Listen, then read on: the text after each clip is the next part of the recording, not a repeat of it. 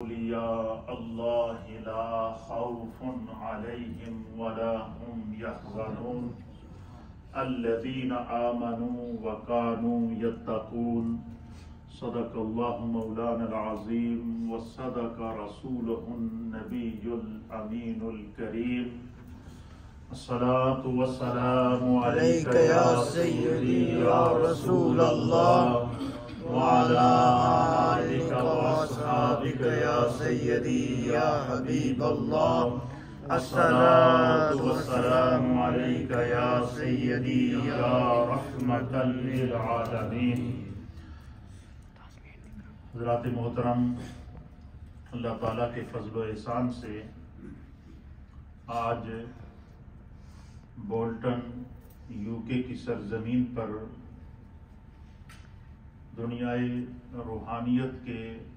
تاجدار، قدوۃ السالکین، زبدۃ العارفین، سلطان المشائخ، شہنشاہ حضرت بابا گودری بادشاہ رحمۃ اللہ تعالی علیہ درگاہ عالیہ سیاہ شریف آزاد کشمیر،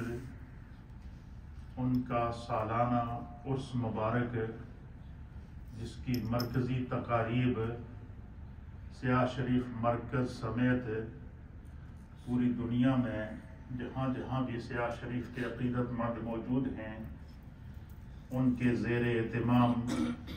اپریل، مئی اور جون یہ 3 مہینے تک آپ کے عرس پاک کی تقاریب جاری و ساری رہتی ہیں، مختلف انداز میں، مختلف علاقوں میں، جہاں جہاں آپ کے عقیدت مند ہیں. حضرت بابا گودری بادشاہ رحمۃ اللہ تعالی علیہ دنیائے روحانیت کے وہ شہنشاہ ہیں کہ جن کا اصل نام لوگ بھول گئے اور انہیں روحانیت کے بادشاہ کے نام سے لوگ یاد کرتے ہیں. انہوں نے لوگوں کے دلوں پر حکمرانی کی، وہ تاجدار ولایت کے شہنشاہ بنے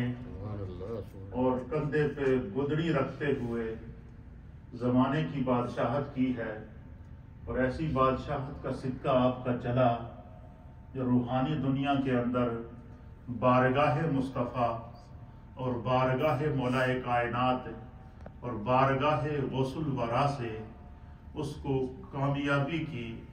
ایسی سند نصیب ہوئی کہ آج 400 سال سے زائد عرصہ گزرنے کے بعد آج بھی تقریباً 10 نسلوں کے بعد بھی آج بھی بچہ بچہ جانتا ہے کہ بابا گودری بادشاہ رحمۃ اللہ علیہ کس روحانیت کے شہنشاہ کا نام ہے. 400 سال پہلے کے بزرگ ہیں، بلکہ شاید 400 سال سے بھی زائد عرصہ گزر چکا ہے،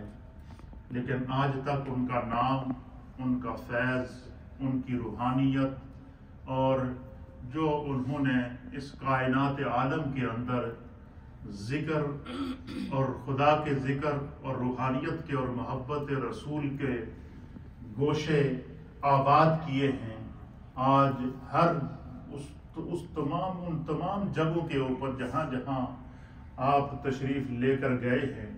آج وہ سب گلستان کی صورت میں روحانیت کی خوشبو اور روحانیت کے پھول بکھیرتے ہوئے نظر آ رہے ہیں. اور یہی وہ روحانیت کا فیض ہوتا ہے جو دائمی بھی ملتا ہے، ابدی بھی ملتا ہے. تو ان کے شہزادے اور انہی کی نسل میں سے ان کے سجادہ نشین حضرت سائیں رضوان حسین بادشاہ سجادہ نشین دربار عالیہ سیاہ شریف اور آپ کے برادر مکرم حضرت سائیں عمران حسین آپ یہاں تشریف فرما ہیں، اور یہاں بولٹن کی سرزمین میں نیو مدینہ مسجد میں آج ان کے سالانہ پروگرام جو ان کی تقاریب جاری ہیں، جہاں جہاں بھی چاہنے والے موجود ہیں ان کی تقاریب میں سے ایک تقریب عرس کی آج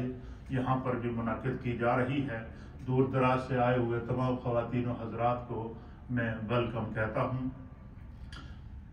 عرس پاک کی تقریب کا آغاز ذکر الہی سے یعنی آذان سے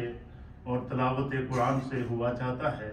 آئیے اب ہم آپ کو بارگاہ مصطفیٰ کریم صلی اللہ تعالیٰ علیہ وآلہ وسلم کی طرف لیے چلتے